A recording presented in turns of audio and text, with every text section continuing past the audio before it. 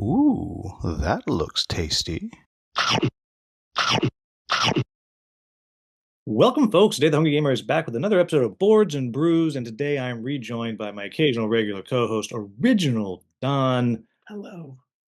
Wow, that was you've I clearly usually just missed. let you talk, and I thought I'd actually try to say hello this time. It was good, but Yeah. I felt it. And Brought it's it all to a crashing halt. well, Go ahead. that's so. Everybody, I'm a little bit under the weather today, so there's gonna be a lot of crashing halts. Just before Don and I were unable to come up with a word about bringing a bunch of data together into a final set, and we spent minutes. So At least seconds. yeah, it felt like minutes. It felt like a very long time. So anyhow, Don was not with us for the last episode because he was off doing very cool stuff in, I believe, Iowa. Mm-hmm. And so, but he is back and ready to take the podcast by storm. Before we get started, Don, what is your brewed beverage of choice today? So I'm very excited about this, I think. My 23-year-old son came home the other day and he said, "Hey, I saw this," and so I got it. It is a peppermint bark stout. It Oh sounds my. disgusting, but this is the first time one of my kids bought me a beer And or a you drink of any love kind. your son so very much. Because I Yes. have to feel like if I brought this to you, you would have been like, thanks, you can try it. So talk about your beverage. I'm going to open this on camera so we can get a live reaction. Hopefully that wasn't too loud. Didn't even hear it.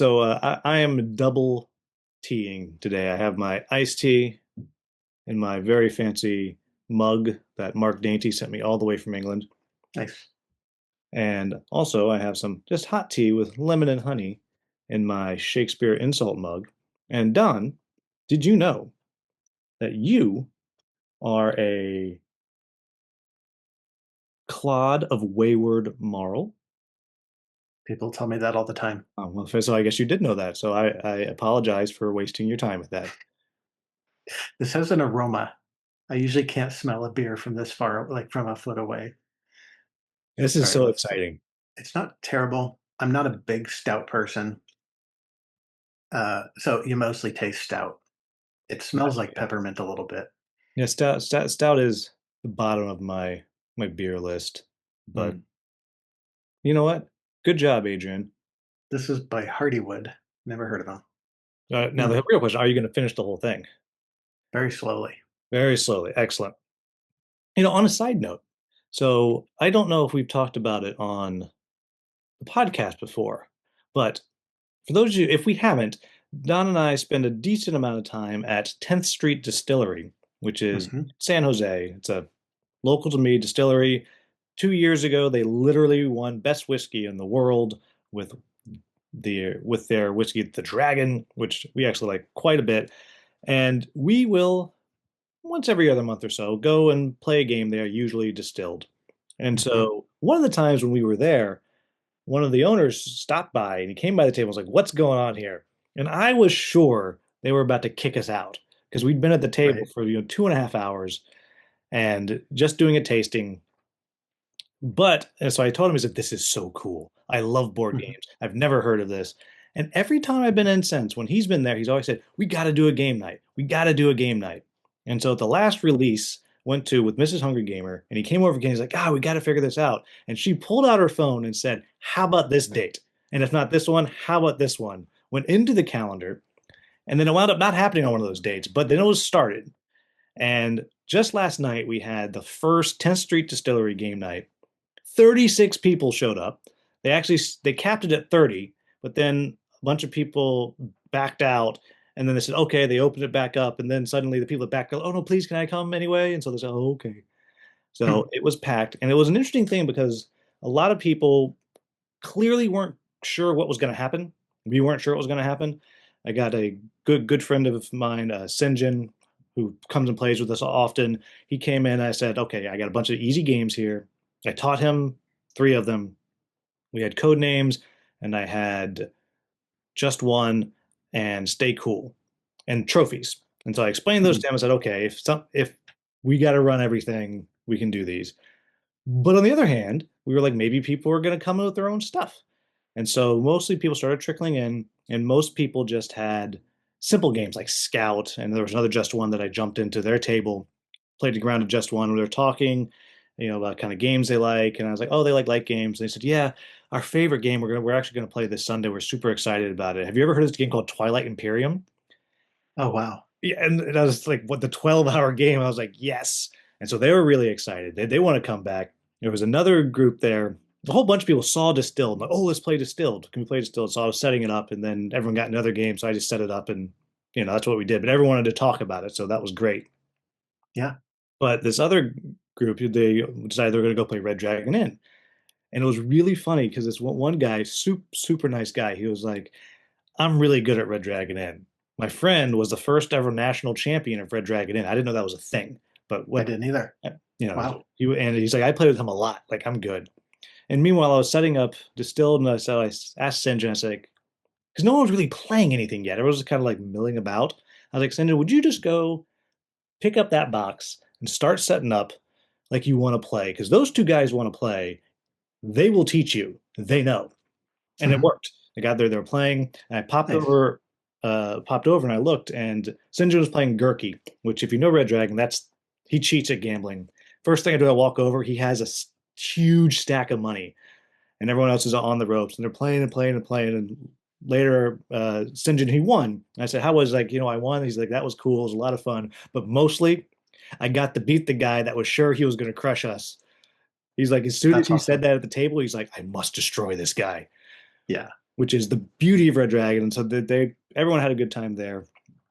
And the other really cool story about it was a huge success, I think. People were buying cocktails and whatever. I definitely think they want to do it again. But the other really cool thing is the other owner came in, and the owner who likes board games, said, the other guy, he's like, he's never played a board game in his life. Like, literally, none, nothing. Wow. And there was a guy there, and he sat down with them because he had this beautiful looking board that was out, and it was abstract stuff. It was just really beautiful. He's gonna sit down and play with this guy. It was Go. Like, he's never Oh, played a wow. game, and he sat down and played Go. Wow. And so Yeah, just, that's a big jump. yeah, right. But he was really into it, and the guy X was, clearly knew how to play. He actually had a strategy book there, and like he was like, anyhow, super cool event. Glad we did it. So shout out to 10th Street Distillery, and hopefully next time, Don, you'll be able to join. I think this time you were in New Orleans or something. Yes. I was on my way home from New Orleans yesterday, so I missed it, but I will be there next time. Yeah. So anyhow, it's not a brew, everybody, but it's close enough. Mhm.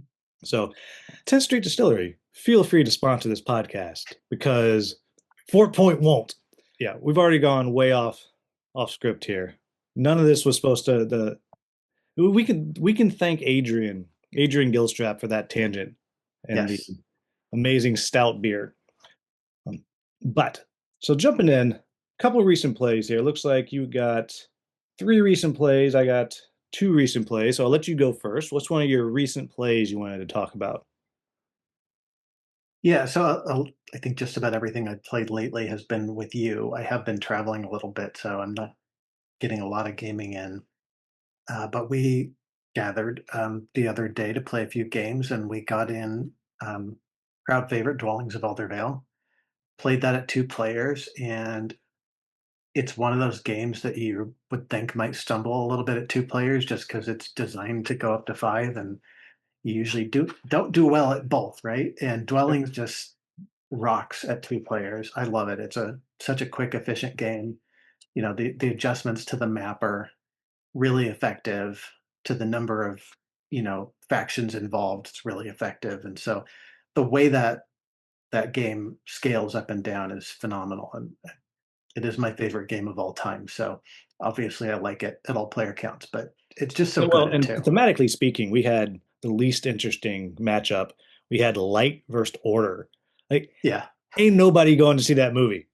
Like, that's the battle that's happening off screen. That's like the most important battle of Yeah. all time, but ain't nobody want to see it. It's the competition for union leadership on the good side of things. And which was one of the things that was cool about it is because I realized when we were playing, and I can't remember which one. I think it's the Order faction. I almost never play in games with the order faction because there's a whole Mm, bunch of spells that we played with that came out that I had never seen before. And I've mm. played this game, not as much as you have, but I played this game a lot.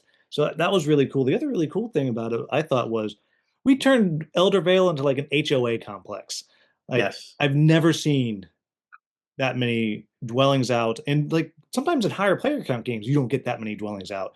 So my first one is another one that actually we played the exact same day, and this is one that has been on my shelf of shame. Yes, shelf of shame. And some people are like, "Oh, it's a shelf of opportunity." No, it is shameful and I should feel bad about it. And I did because I think I had this for 2 years before I finally got it to the table, and that is Trolls and Princesses. Like I got this before the company went belly up, and they went belly up a long time ago. Mm. That's Game Brewer. Sorry, Game Brewer. And so this is a game. God, it's hard to describe. It's a worker. They call it a worker movement game because you put all your workers they're out there and they can be on your personal board that has a couple different caves that do different things, or you can send them into the town, which is shared spaces. And depending on how many troll workers you have in that location, that's how much stuff you can do. And there's also the troll king that just tromps around like King Lear, going from one house to the next with no retinue and just helping things a little bit too. But you're also building out your cave system, making new rooms, which reminds me a lot of one of our favorites, Treasure Mountain, as you're just kind of Yes. building off into the side. And every time you build to the side, you get a new room that does different things. And you might build a bedroom for the princess because ain't no princess coming to your troll cave unless she has a nice four-post bed that she can chill Right. out in. Obviously. And I got it purely on theme because I'm like, this is weird, and it's clearly coming from the one of the Nordic regions. Like it's clearly coming from that um, mythos and lore. But I was like, this is so wacky and weird. But I really liked it. Like I think it took us like a turn before we really kind of figured out what was going on. But I thought it was really clever moving the workers around and because trying to plan out each turn to have the right number of workers to do all the cool things that you can do, but you're always moving workers, and there Hmm. aren't enough workers to have everything always powered up. So I thought it was really Yeah. clever, and the production on this, the it's called the Big Nose Edition, the deluxe one, is I thought was really nice. It's very pretty. Yeah. I really enjoyed it too, and it's one of those ones you kind of start to get the strategy a little faster than you would in a game this complex. Yeah, It's not a Lacerda or anything, but it's complex. And a little bit into the game, you start realizing, oh, this is the kind of optimization that I want to do. And we bounce from game to game so much. The average gamer that like you rarely get that side of a game until you've played it 2 or 3 times. So I liked how quickly it came to us, and I like the worker movement term because some people say worker placement has to involve competing over spaces, and there wasn't a lot of that in this game, if yeah, at just all. very little. Well, actually, I Yeah. guess I guess none because the only place where we're actually could share our workers is in the town. And Mhm. if I send my worker out and there's no space, I send one of yours scurrying back, which is Right. in some ways good because now you can pick where you're going to put them for the bonus power that they're going to give. And it has enough things that you can do. So you're trying to get cows because you need cows to do things and they're delicious. And you're Mhm. trying to get princesses out of the town, and you're trying to send troll changelings into the town and take the babies back. You treat them very well, don't worry, people.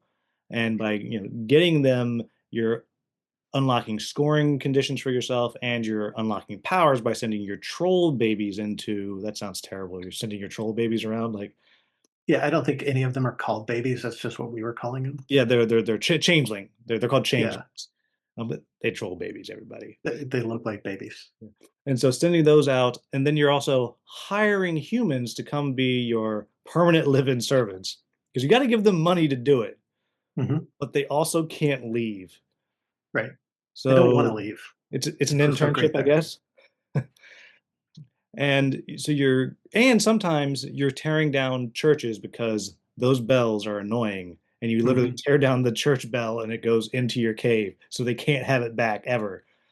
I don't know. It's weird. It's charming, and it's one that we're going to talk a little bit about DonCon shortly, but it's one that I've is on my list of ones I think would be a lot of fun to reintroduce. It's Yeah. that was a good back on my part, and I am absolutely ashamed it took us this long to play it.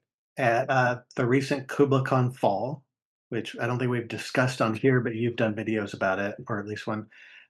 We played Heaven and Ale, which is an older game. I'm blanking. Is it Kramer and Kiesling?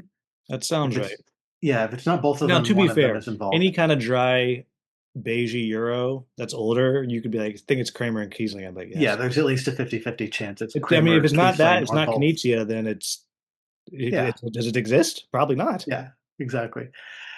So this is the definition of a rondel game. So your monks brewing ale. I think it's ale in this game, and you're going around a rondel, and you can recruit monks to your brewery. You can pick up ingredients. I want to say you can like meet criteria to get barrels that give you points, and the first one to get to that barrel, gets 4 points, and the second one gets two, and then that's it, or something like that. Um, I really like this one. I hadn't played it in a couple of years. It's, a rondel game. It's a circle or an oval, and you can jump forward as far as you want, typically in these kind of games. And you can, so if you jump ahead to the thing that you really want to do, you're sacrificing all those things you're jumping past because you can't ever go backward. And so I think you go around the board 3 or 4 times in this game. And when you get to the end, you pick one of the available spots that's left and get a little bonus. It's either going first or getting a little resource bonus. And I don't know, I think it's a lot of fun. I think I was the only one who had played it before, and I taught Yeah, it to three I think others. so. And one of the things that I think is important, I think, to highlight about it, because a lot of what you're doing with the rondelle is you're getting tiles, Hmm. and there might be monks or wheat or Yes. whatever the crap it is, and you're putting it on your lawn. I don't know, your monastery lawn, Call it the estate or something. I don't know. Yeah. the holy lawn. Yeah. Um, but if you put it on one side of the board, it's on the light side of the board, which is going to eventually give you resources. Yep. Or you put it on the dark side of the board, which is cheaper to put it there, but that's never going to give you resources. That's going to adjust your things on the track, which I found really clever. Yeah. Really and that if that sounds like a terrible description, everybody, it's because it is. It's you have to see it. Like you just have to see it. Yeah. And I can't believe I completely left that part out trying to describe the game. But yeah, the most of the game is getting little hex tiles and putting them on this board. And it's like the land that you're working on. And if it's on the light side, it's going to produce the goods. If it's on the other side, it's going to produce money. And the important part of it is you have, I think, 6 different opportunities to trigger something. And it's either like all of this color tile or all tiles with the number 5 with a single number on them, and you pick a number. But like once you've done like the number one, you can't do that for another number. Like that's it for the whole game. So you have to decide, am I going to try to build more and more things and then trigger them all, or am I going to trigger early so I have the resources to do other things? And so it's a really nice tight economy, and I don't know, I really like it. I'm anxious to get it to the table again. Yeah, it was a good time. I mean, it's dry, y'all. I mean, if there In the wasn't ale best in the way. title, it would burn.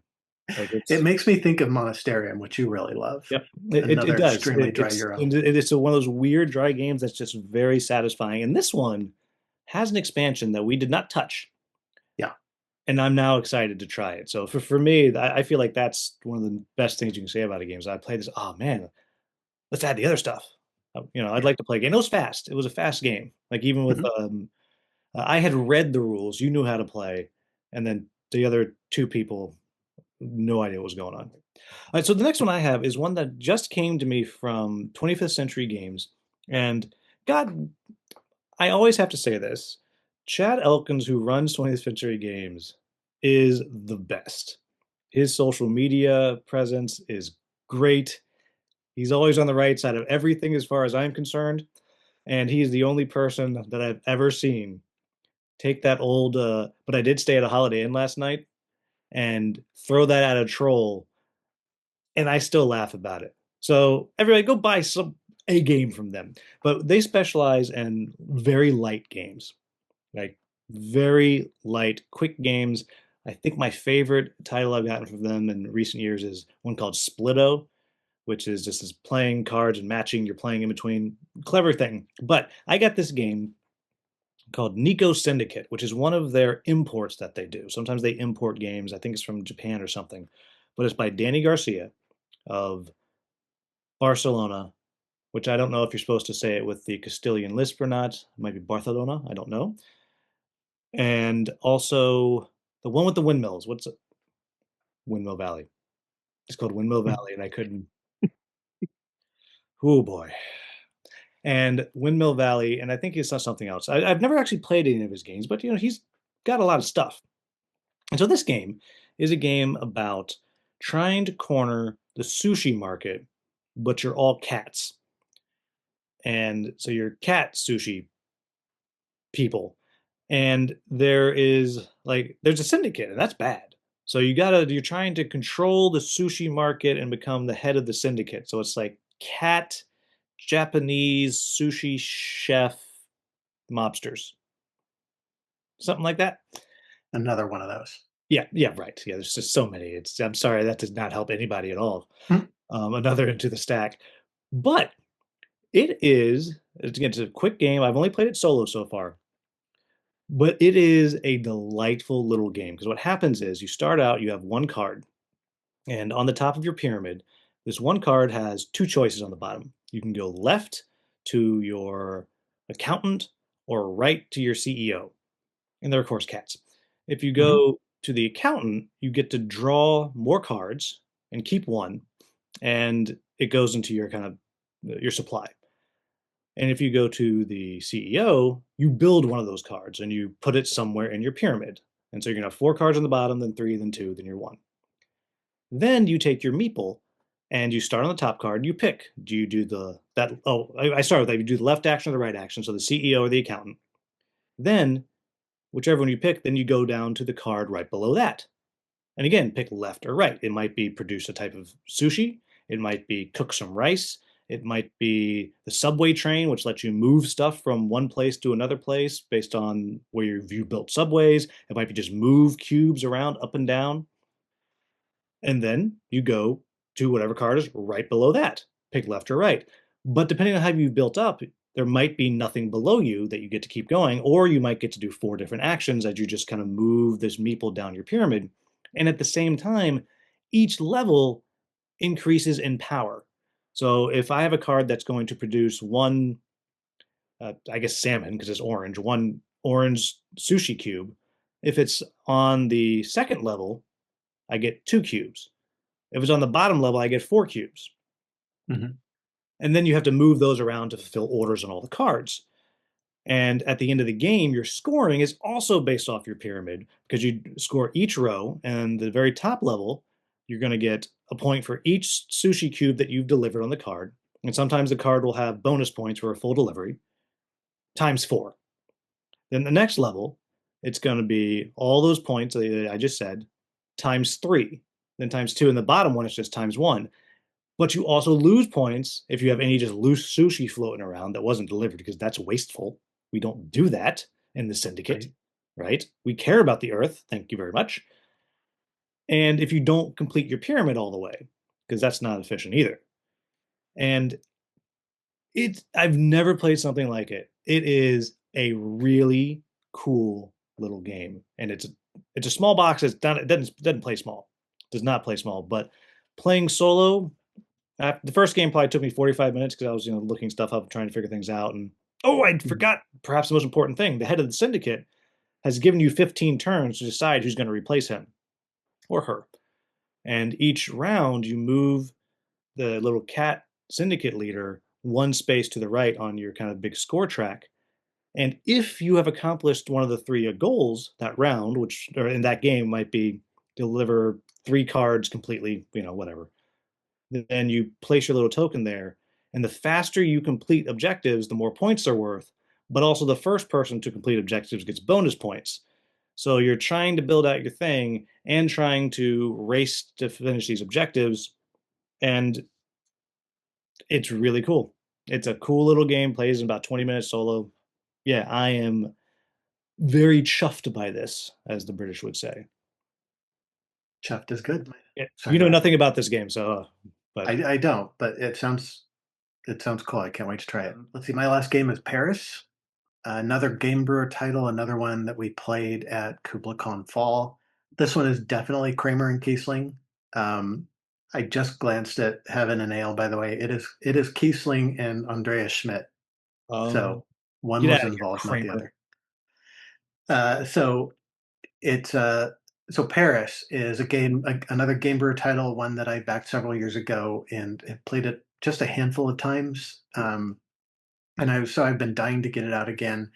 It has a sort of a rondel for some bonuses that you get, but the core of the game is you're adding buildings to districts of Paris, and it's this big, cool, round board that you're working on, and those buildings are going to provide points for whoever ultimately owns them.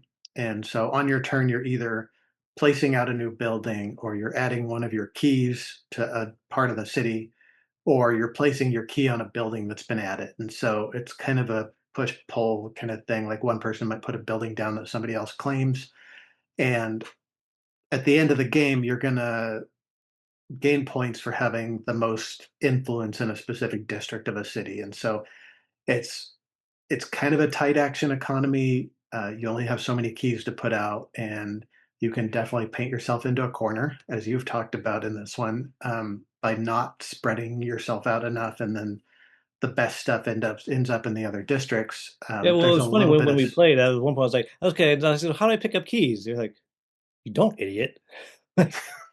It's I just like, did not say idiot, but yeah, but you were all thinking it. yeah, it's certainly the kind of game where like you've put your stuff out and you're like, oh, how do I get that back and move it to another district? And that's the you don't like once you put it somewhere, it stays there, and there's not even like a special bonus action you can get. I don't think that lets you do that. So it's simple action every turn, so it moves pretty quickly from person to person, and it flows. I don't remember how long it took us, but I feel like it's a nice, efficient game. It's a good production. Just I bought the fancier version, just like you did, Trolls and Princesses, and Game Brewer did a good job of producing those fancy versions. One of the reasons I haven't played it that many times is there were some mismatched punch boards in my box, and I had to wait for the new ones to come. That happens, but it kind of sat on the shelf for a while, waiting for those replacements, and then just fell victim to getting stuck on the shelf after that. So anyway, it's one I really enjoy. It's worth trying out if you ever come across a copy. Yeah, I liked it, and it was just one of those that I painted myself into that corner, and I was out of the game 2/3 through, and we all knew I was out of the game too. Yeah, And it was just can I maybe pull third here? The answer was no. right. No, I cannot. I think I lost by like 40 points. Like, but all that said, it's a clever little game. I like the completely useless Arc de Triomphe in the middle. Yes, there's a Like, 3D if Arc de anything, Triomphe it in the middle. harms things because you have to stand up and look over to see what's on the other side. But yeah, Yeah. clever game. I What really affected me when we played was I didn't fully grasp how the rondel worked and Hmm. what it was. I mean, it was clearly explained. You claim a one, two, or three building, and then you get to move. But it didn't click. And I was like, why are they keep moving? Like, and I kept getting these big things. Like, I'm gonna get all these points, and I wasn't moving any bonuses. Clever little game. Um, Yeah. yeah, it's one that I distinctly remember almost backing. And this was possibly before we knew each other beyond seeing each other in a protospiel room when this Yeah. originally funded. I remember, It's definitely been a while. yeah, I thought very long and hard about it, and I was like, well, I don't like the French anyway, so I didn't get it. Kidding, France. You're Yeah. great. You make great cheese. You'll be happy to know that there's a replacement tile for that 3D Arc de Triomphe. Like if it's annoying, you can not put it out, and there's a separate tile that has it pre-printed on it, so it's just flat. Well, that's So you funny. can play it with a 2D. But you give me a little thing to put together, it's going to be in every game. Oh yeah, of course. The only other thing that struck me as odd was almost all the pieces were these nice wooden tiles, Hmm. except the monuments, which to me, like the Right. big things you build, like seems like that should be the great thing. No, it was just like little punch board. Hmm. So I just don't think Paris would stand for that, is what I'm saying. Yeah. It was an odd little production decision, but yeah. Yeah, but cool game. And another one that I would happily play again. And I felt bad because both of those games wound up lower on my best of the con list. And I always try to say that it's very rare that any games when I do a best of the con list do I think are bad games. So I try to just play games that I know I'm going to like, except for Western Legends. You're terrible, Western Legends. But other than that, oh man, you pick the time, Don. I will play that game one more time. That's it. Okay. I'll And if have it to be doesn't turn it careful. around, which it won't, but you got to paint your copy before I play another one. Okay. See you in 5 years. Yeah. So There's a lot of this is minis my in that. safety. Yeah. But yes, but they wound both of those games actually wound up towards the bottom, and for various reasons, like for Paris, it was just yeah, I stuck myself into a corner and I watched everyone else like compete and have fun. I was like, I'll just sit here and eat a piece of beef jerky, like is was what I did. But really clever games. So to jump into the what is next on your table, and so I got so much stuff I should be playing, but I'm just going with what I really want to play, and that is I'm showing it. That is Thiefdom from Karma Games, and we're going to be talking about another one of the games in just a minute. And this is one that I didn't know anything about, and actually I didn't know much about Karma Games other than Clans of Caledonia, which we played, which is a pretty dry, crunchy little Euro. Not super. It's not fair. It's got some interesting theme in there, but this one is called Thiefdom, which is a weird non well, it's not a word, is what it is, but Thiefdom, and it's got the Miko art, and I don't know what's happening here. And I figured, oh, we're probably stealing stuff from each other. But as it turns out, what this game is this is a pick up and deliver game. Oh, You are going to steal stuff from either nobles or their estates, or straight from the cops. You can steal the policeman's badges, which 10 out of 10 for that. yeah. And then you go deliver at places and you get points. And you're moving your three thieves around the city, and that's what you're doing. And you get to buy equipment, like you can get a bigger sack so you can carry more stuff, or you can get better shoes so you can run a little faster, whatever. My favorite, there's a fishing pole that you can get which lets you rob the carriage from a building instead of having to be next to it, because you kind of stick it out and steal wine off the back of the carriage. Like, that's I'm here for this. And when you play competitively, the other players in between turns, I don't know exactly how it works, but they get to move one of the nobles and one of the different patrol officers, and they kind of just move from lantern to lantern around the board. And if you're ever seen, and there's line of sight, like they have little eyes on the meeples, and that's the direction that they can see. If they ever see you, your guy gets arrested, you get thrown into jail, you lose all your stuff, whatever. So there's a little bit of take that in the sense that other players get to move these guys, but you know how far they can move. So it's just kind of balancing things out. In the solo, it's got a couple cards, it moves things, you roll a die. So I am always looking for a pick up and deliver game I really like. And I think I might just not like pick up and deliver, but this could be the one. And I'm excited about it. Fingers crossed. Yeah, right. It sounds interesting. What do you have Yeah. coming So up next?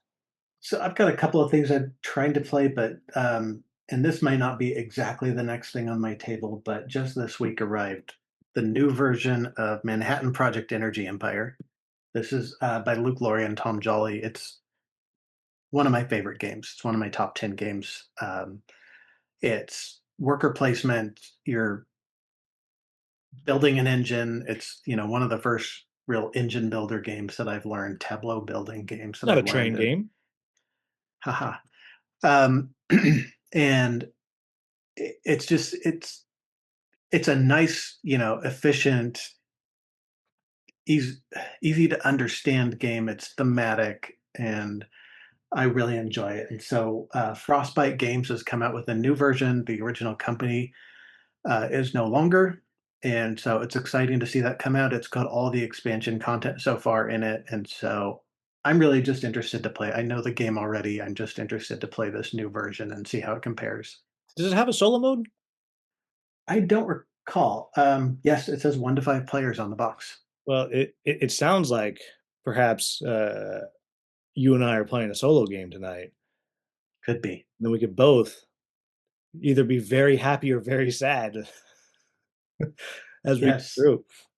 Well, at least I already know that I like the game. I don't know that I've ever played it solo, the original game, but I have a copy. I won one at a proto spiel, and it was Luke was there, and he was signing it, and I almost said no, I don't need it because you had a blinged out copy, mhm.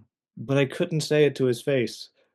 Like I couldn't be like, no, Luke, I don't want your game, like because it's a fun Yeah. game. Like it's it shows its age a little bit, but it does one of the things that is I think has become very popular in worker placement. Like you're not just doing stuff when you place your workers out; you're doing stuff when they come back. And yeah, it's a Yeah. really, really clever game. I put it in the same realm as Lords of Waterdeep and just kind of those chestnuts that you're always going to have a good time. Mhm. It does. Is it revolutionary anymore? Absolutely not. But everything it does it really, really well. Yeah. Yeah. So that's one of my next games, if not the very next game. I'm traveling again next week, so I'm probably going to try to play games with coworkers, and this won't be it. Although I did teach Energy Empire to a group of coworkers at a brewery near the office once, and they were all, very casual gamers. So we were there for at least 3 hours, and it was a blast. But still, it was not the right choice for the setting, but it's a memory. Right. So moving on, coming up, this is a big moment for you. Hmm. Your fifth convention, all about you, is That's coming up. right. DonCon5 in just a few weeks. And we've gone through a lot of permutations of who comes, what's going on. One year we expanded it out to the absolute wrong number of people. Yeah, It just like we needed just either over the amount for one game, but not nearly enough people for 2 games. yep, we needed either two more people or two less. The only constant has been there's always been a famous designer, Don Gilstrap. There's always been a mediocre content creator, me. And there's always been I'm a bloat the crap out of all my games publisher, Peter Vaughn. Mhm. If you have a Don and you got some mediocrity and some bloat, you can too can do your own DonCon, everybody. But this For year, a very small fee. yeah, in a very small percentage of your yearly salary. Now Don's come up with something new this year that we're going to try. So Don, you wanted to tell us about your new Oh, technology? yeah. So we usually have a rough idea of 80% of the games we're going to play at least. And, you're pretty good about, okay, let's do these the first night kind of thing. But it's never very formal. And I've been hearing a lot about GameNightPicks.com. They've been sponsoring some podcasts and stuff. And so um, we're going to try that out this time. I just set up the event on there. You can go on, you can create an account for free, and you can set up your game night. And the problem that this is designed to solve is, you invite a bunch of people over, and they all show up, and you all stare at the shelves for 45 minutes trying to figure out what to play. And so the idea here is people propose games, and then you can vote on it. And I think it creates a schedule. We're not too deep into it yet, but we're going to try this. It's 3 people, so it's not like we need this much formality, but I'm curious to try this tool out. Give it a whirl if you haven't yet. If you like the idea of, it seems like it's a good tool for when you're gonna see a lot of friends at a con. You can plan ahead what you're gonna play with them, and so I'm excited to try it. we've already both put a couple of games in there, but we're just getting started. I just set it up today. Yeah, so we're and this is the where I still haven't thought of the word, by the way, Hmm. for synthesizing all the data and giving us a ranking. I mean, that sounded pretty smart. But That's pretty good. yeah, so we're it's always a lot of fun. It's always a pleasure that because Don and I are local to each other. We can get to each other in half an hour, 45 minutes. Peter has to get on a plane, but he always comes up and always a good time. And there's always meatballs. So that's really, oh, everybody, if you're going to do a DonCon, you need a Don and you need Hmm. meatballs. Like that is, Yes. that is required. But so we'll be reporting back about how DonCon 5 went. But it's been good enough that we've done it 5 times. So we shall see how that goes. But now, everybody, it's time to say thank you to NobleKnight Games for being a wonderful sponsor of the channel. Thanks, guys. And more importantly, everybody should become a Hungry Gamer channel member. There's Absolutely. 16 people. Like, that is too big for a basketball team. It's amazing. Join up. It's been life changing for you, right, John? John? Oh, man. Yeah, it changed my name even. Yeah, look, Incredible. Don signed up and now his name is John. So there you go. Oh, my gosh. Can you tell I'm a little loopy? Here at NobleKnight Games, we've been carefully growing the world's largest selection of board games, role-playing games and dice, war games, miniatures and paints, card games, and more. Going on 25 years now. Our rustic castle contains more game and hobby goodness than you can shake a stick at. Complete with careful packaging and the finest customer service the land can provide. You can buy, sell, trade from anywhere in the world, just like nature intended. NobleKnight Games. All right, and we are back. And today we are going to talk about Clans of Caledonia and the new expansion, Choo Time, or as it's actually called, Don. Industria. And see, I call it Choo Time because I couldn't remember what it was called earlier. And as near as I can tell, it mostly just adds trains. Mostly. Yeah, that's the biggest element that it adds. There's a couple of others. Don, can you give us a fast and dirty breakdown of what Caledonia is? Sure. So, like Will said earlier, Clans of Caledonia is a bit of a dry Euro. It's not particularly beige. It's a much more colorful It's Euro very than the. green. It's very green. It is Scotland. You are working on farming type activity. You've got a map that's made up of 4 puzzle tiles, so there's a little bit of randomness in how the map is laid out, but it's hexes where you're going to be placing units on the board, and each unit has a cost, and each hex has a cost depending on the strategic value of its position on the board. And so you have cows and sheep you're going to put out, cow meeples, sheeples. Obviously, can't not say that. Uh, they're going to produce Are the milk cow and wool ones for you. booples then? Is it sheeples and booples? Sure, sure, because cowples just doesn't have the right ring. Yeah. You've got grain units that you can put out. So you're producing grain from a farm, and you've got whiskey distilleries you can put out, and bread bakeries. And then also you can make milk or you take the milk from the cows and make cheese. So those are the 6 different kind of units that can go out. They at the end of every round they produce, and so you could have your cows out producing milk, and then have a cheese factory. What do you call it? A dairy. A, Sorry, a uh, fromagerie? a fromagerie. Taking that milk and turning it into cheese. And there's a market in it. You can buy and sell into that market. There's little cubes representing your merchants that you can add. There's a bunch of ways to upgrade your board. Uh, I love the production of it. The little meeples are great. The resources match the individual player meeples. They're just different colors, and you're on your turn, you're putting one of those things out, or you're upgrading your board, or you're buying and selling in the market. Every time you buy or sell in the market, the price of the good goes up or down depending on which of those actions you're taking. And so it's got a nice economy to it. It's an economic game at its core.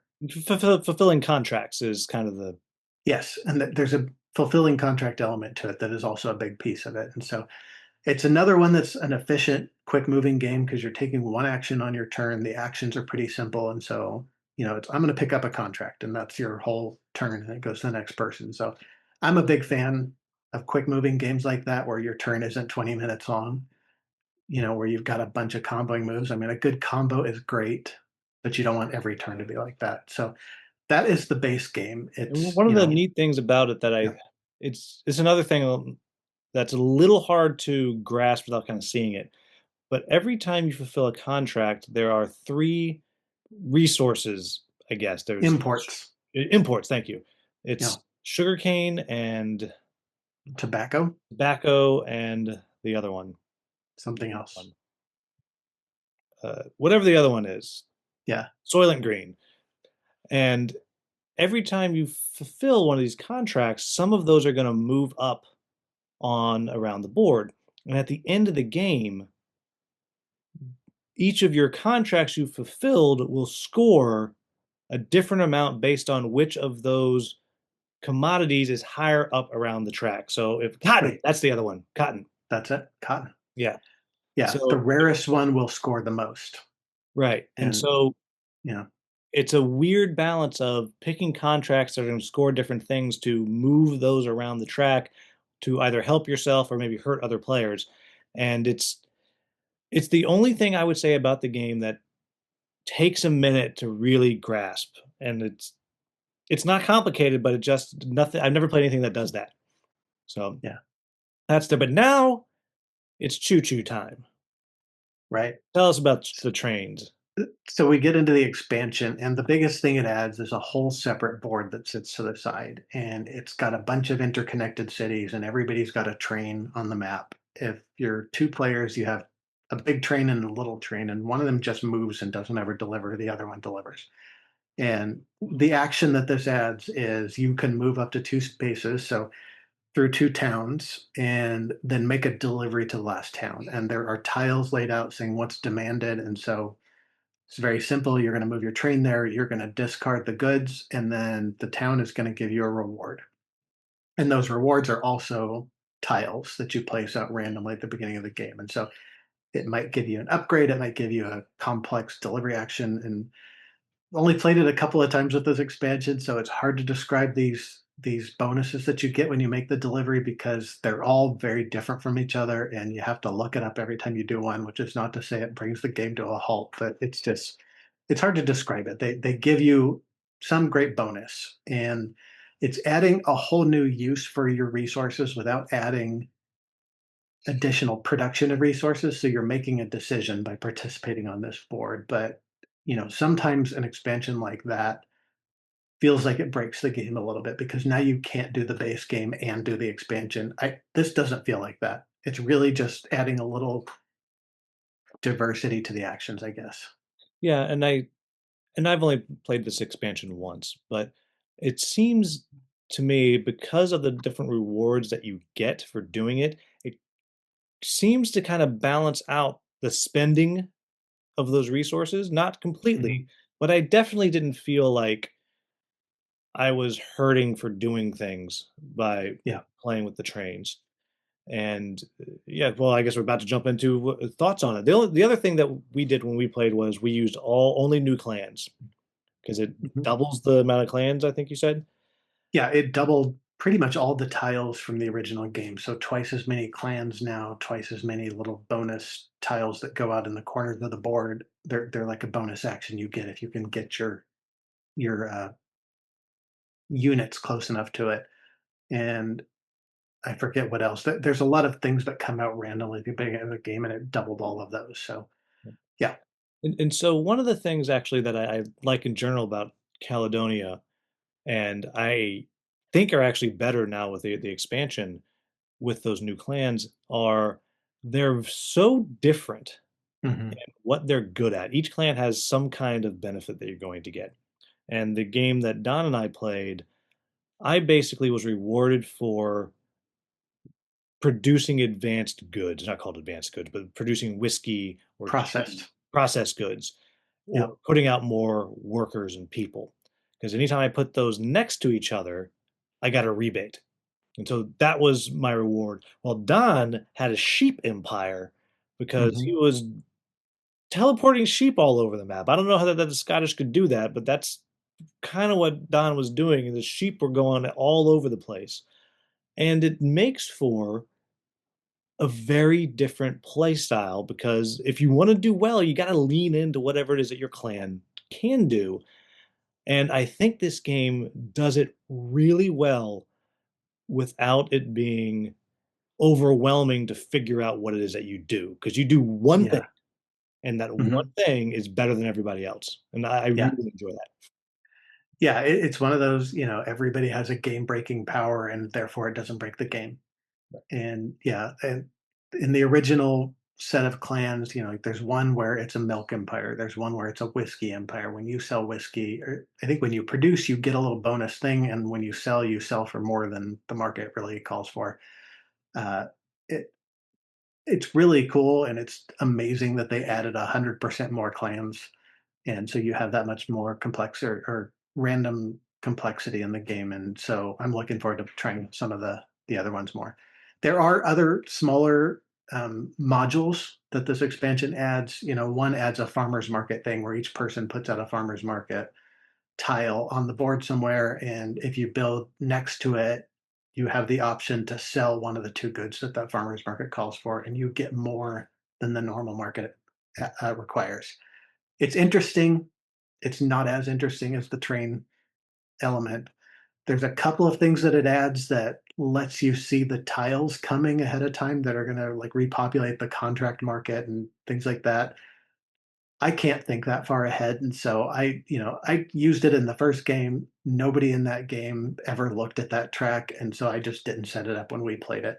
Yeah, we talked about it, and it was a moment like I'm not smart enough to Yeah, try to. And now I'm sure if we played this game as many times as we played Dwellings, you start to kind of be able to maybe. do it. But Yeah. we're not there yet. But I There are definitely. absolutely people that think that way and, want to think ahead that far, and it's nice that they're creating these elements that are helpful to them, and I also don't wanna play with those people.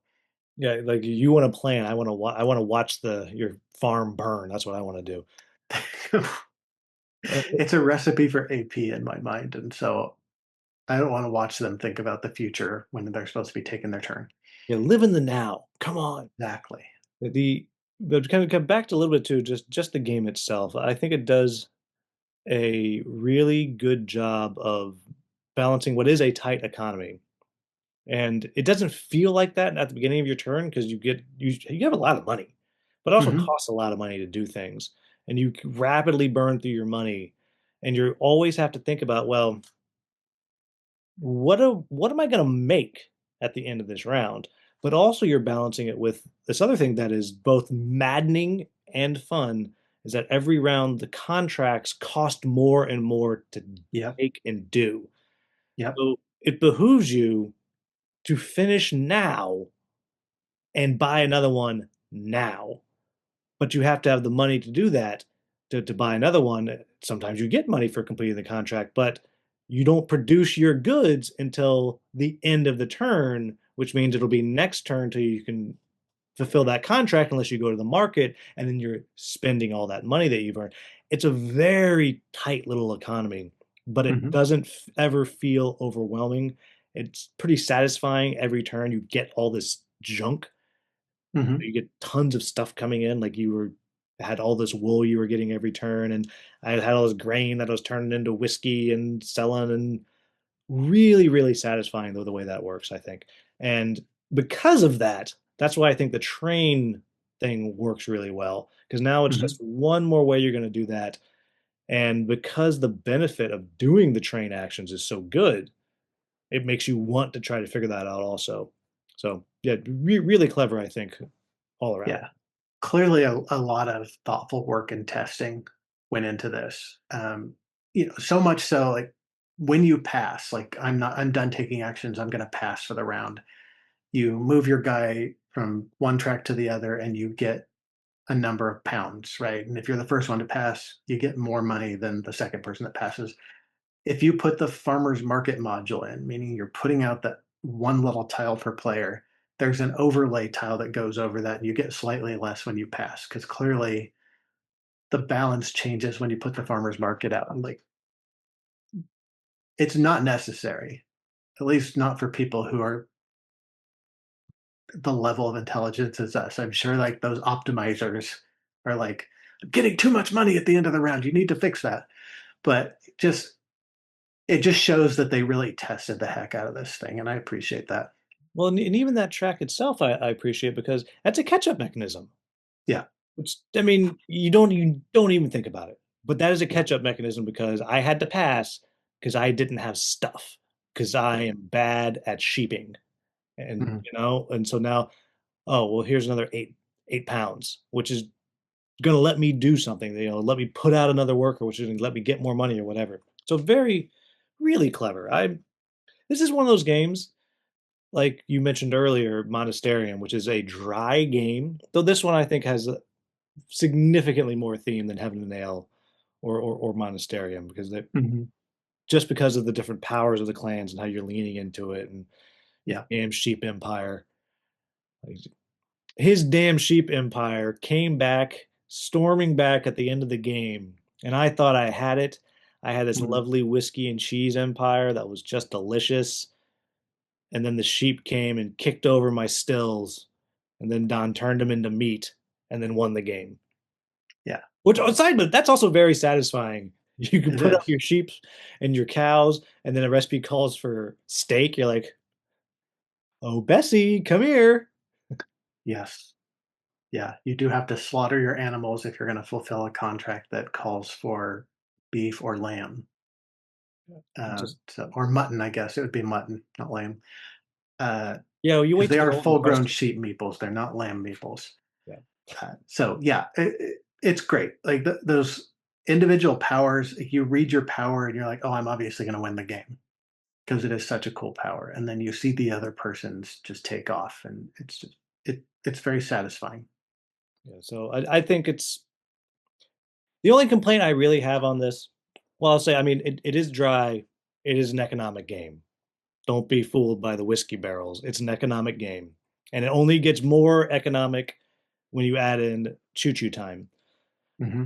But my only real complaint is we keep trying to play this asynchronously on BGA, and it is not good for that because it's a game about seeing the map and fast turns, and it's hard to see the map.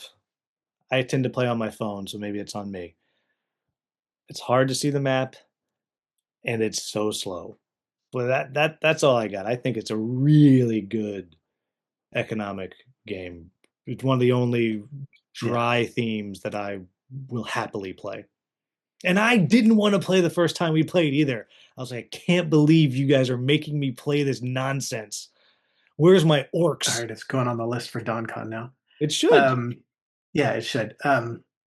I'll say that I refuse to play BGA on my phone, and so I have a better experience with this game playing it on the computer because you can see the map and you can see, it is the kind of game where you have to remember what your strategy was, and so I also refuse to take. They give you a little thing where you can take notes in BGA, like this is what I'm doing in this game, but I refuse to use that. They do? Uh, yeah, there's a little like note box, and you can click that and just like keep notes on what you're trying to do, Oh wow, I didn't know and that. it's super helpful for this kind of thing. But like, I don't want to think that hard on BGA. I want to go in and take my turns in the 8 games we have going on, and so that's just one step too far for me. But it's another thing. Like, I appreciate that it's there for the people that want it, and for a game like this, it would be helpful. Yeah. So, any negatives you got for it? No, BGA is Board Game Arena, by the way. We should Oh, spell that out occasionally. Negatives. My tongue-in-cheek negative is I really hate when my strategy doesn't involve just making whiskey, because the little whiskey barrels are so cool, and so that feels like the coolest thing to make, but your clan doesn't always encourage that, so, and I guess that's very on theme too, yeah. you Well, know? you're not coming around to sheep time after that last game. No, I really liked the sheep clan. I just, when I play that game, I want to be making whiskey. And so it's just that's tongue in cheek. But no, I don't really have complaints about this game. The economy is tight, but in the best possible way. Yeah. So there you have it, everybody. That is Clans of Caledonia with a really good expansion. It all comes in one not too big box. So anybody who's looking, apparently all of Karma Games' games are this size. And the expansion just stick another one on top of this. Yeah. And if you're just listening, imagine and say, wow. That's all I got for you. But small box, good looking game. Yeah, it's good stuff. If you're into Euros and you haven't played this one, this is I'd say it's a must buy, and I would definitely just throw down for that expansion too. You're not going to play with it right away, but the trains are really clever. I really like that. Yeah. All right, everybody. So that brings us to the end of the episode, and before we can go, two things, Don. One, what is your verdict on your peppermint bark stout? And what are your gaming words of wisdom? You can take those in either order you want. Try new things. That's my wisdom. It's been a little bit of a theme, like we've talked about things in this episode where there's a feature and you can appreciate that it's there, even if it's not there for you. And so be conscious of that in gaming and in life. Like there are things that are there and they're not necessarily for you, but you can appreciate that they're there for the people who want them or need them. In gaming, it's usually want more than need, but there are definitely things that are needed by others. So No, I need those whiskey barrels. That's a need. That's a there's that. responsibility that we have to fulfill. Yeah. And then as far as the verdict, I mean, I would never buy this on purpose. I appreciate having had the chance to try it. I will probably finish it, but I am I tend to drink beverages fast, and the fact that this has lasted me this whole hour or so that we've been talking is a testament that, I drink stout slower anyway just because they're heavy. Mhm. But this is gonna take me all night, but I'm gonna do my best to finish it. All right. And so last thing I'll say, I am going to make a give it the college try to play Thiefdom solo tonight. Are you going to give it the college try for a solo game tonight? Very unlikely. All right, you're finishing that stout. Yeah. It's not happening. Probably gonna go watch a movie. All right, so everybody, make sure you have liked, subscribed, shared, done all those things. If you don't have a copy of Backyard Chickens, what are you doing with your life? You need to get yourself one. They are still out there, still available. As always, thank you so very much for watching. If you found this video useful, please like, subscribe, share, maybe become a channel member. Thank you so much for watching. Have a wonderful, wonderful day.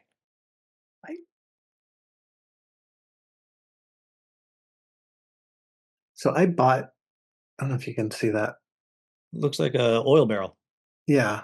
So this is from my original copy of Energy Empire. I was trying to decide if I should compare, and it occurs to me now these might be painted. I bought this copy at the DonCon flea market Mm. years ago.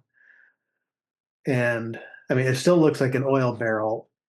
And then this is, so here's side by side. Oh, The I don't new like one. that second one. Yeah. No, no, no, no. This is original steel. Hmm. This is the new one. It's like Yeah. not even like the right dimensions, like Yeah, proportions for thank an you. I-beam. Yeah, it's the dimensions. I was looking. I was like, I don't like that. Yeah, it's really just like a capital I. I have steel. Like this one looks like that too, but when you turn them, it's like a whole other thing. So you could have two guys in a black and white picture having their lunch on top of the left one. There you go.